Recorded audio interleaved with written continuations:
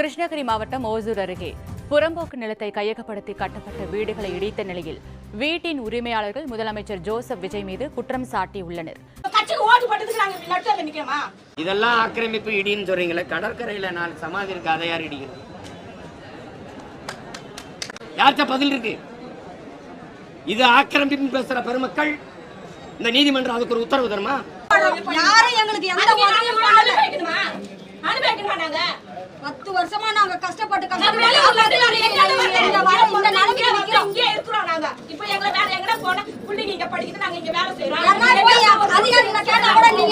வெளியில போங்கன்னு உங்களுடைய ஆதங்கம் எல்லாம் புரியுதுமா. ஆனா யாருக்கு ஓட்டு போட்டீங்க, யாரை வந்து கேட்குறீங்க? எங்க அண்ணாவை எளிதில் நாங்கள் அணுக முடியும், அவர்கிட்ட எங்கள் குறைகளை சொல்ல முடியும். இப்படி கற்பனை கதாநாயகனுடைய கனவுலே வாழ்ந்துட்டு இருந்தீங்க.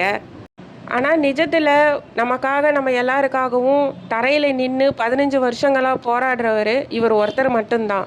ஓட்டு போட்டு ஜெயிக்க வச்சு முதலமைச்சர் அரியணையில் உட்கார வைக்கிறது ஒரு ஆள். ஆனால் உங்களோட சேர்ந்து வெயிலில் காயறதுக்கும் அழறதுக்கும் போராடுறதுக்கும் அண்ணன் சீமா மட்டும் வேணும். இவரையும் இவர் தம்பிகளையும் நேந்தி விட்டு இருக்கு போராடுறதுக்காக. இந்த வீடியோவுக்கு கீழே வந்த கமெண்ட் பாக்ஸில் எல்லாருமே ஏன்னா நீங்கள் இவங்களுக்காக போராடுறீங்க, இந்த நன்றி கெட்ட மக்களுக்காக ஏன்னா நீங்கள் நிற்கிறீங்கன்னு கேட்குறாங்க. இந்த இடத்துல ஒரு மாஃபியா கும்பலை கூட காணும். ஏன் எதிர்பார்க்குறேன்னா, அவங்க சீமானுன்னு பேரை பார்த்தாலே, அந்த சீமானுடைய தம்பிகள் வீடியோக்களெல்லாம் பார்த்தாலே அதுக்கு கீழே தான் வந்து கமெண்ட் பண்ணுவாங்க. அதிகமாக திட்டி அவரை பற்றி பேசி கொச்சப்படுத்தி பேசுவாங்க. இந்த மக்கள் நன்றி கெட்டவங்கன்னு சொல்லி தயவு செய்து யாரும் பேசாதீங்க.